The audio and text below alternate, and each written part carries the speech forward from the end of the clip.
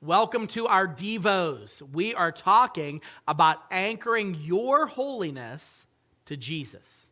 Not focusing on yourself, not just following other people, but we talked about because we're in a weird time in history where we find ourselves able to really see a course correction going on in our culture. With that, this is the perfect opportunity for us not to follow the culture, but instead really lean into who Jesus is and truly understand what it means to be conservative, not in terms of the Republican-Democrat conservatism, but being conservative in terms of looking at what God finds sacred and also finding that sacred. So a way to do this really comes down into what you don't talk about. Now, I'll give you an example. I was about to preach one night. We were standing up here.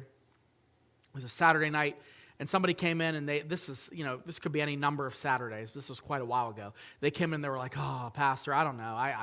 I don't know how I can handle this." And I'm like, "Well, what's going on in your life?" Like, I'm thinking, like, did they lose their loved one? Are they sick? Like, what's happening here? And they start going, "Oh, man, did you see what happened with this president? Did you see what they did? Did you see what they said? Did you see what's going on in the Middle East? Did you see about this? The whole world, Pastor, the whole world, it's all going downhill. It's all like this person used to be a Christian, they fell." And they started giving me all of these examples about why things are garbage right now. And all of it was legitimate. I can't lie to you. It was really terrible that these things were happening. But then I asked the question that stopped the conversation. The question was, what does this have to do with, like, you? How is this affecting you? And they didn't really have an answer for that. They just kind of stumbled, "Well, it's just discouraging." And I was like, "I get it, man. It's really discouraging. I get that." But there's a problem here. And it's not this person's problem, it's our collective problem. And the problem that we have when it comes to seeking God is we tend to focus on all of the things that are going wrong.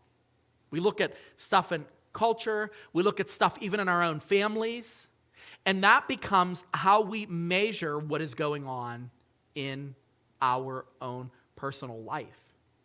I mean, I'm invested a little bit in some stories. Right now, I'm really hot into the news cycles. I'm trying to back off, but it's not going well.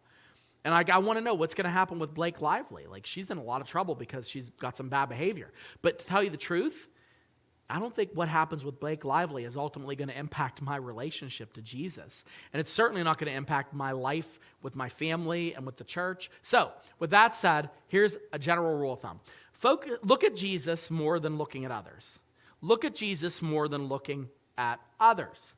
You can, in fact, stay focused on just what God is doing in your life, on what God is doing in the lives of your family, and try to capitalize on focusing on that and following what God wants you to do.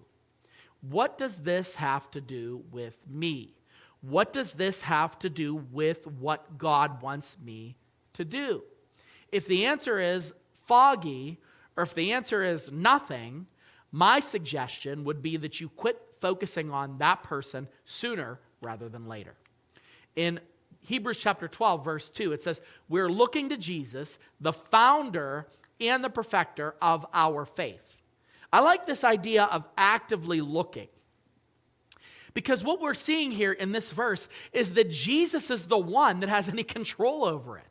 He's the one that ultimately enables us to have a different walk with him, or, better still, to improve by becoming more like him.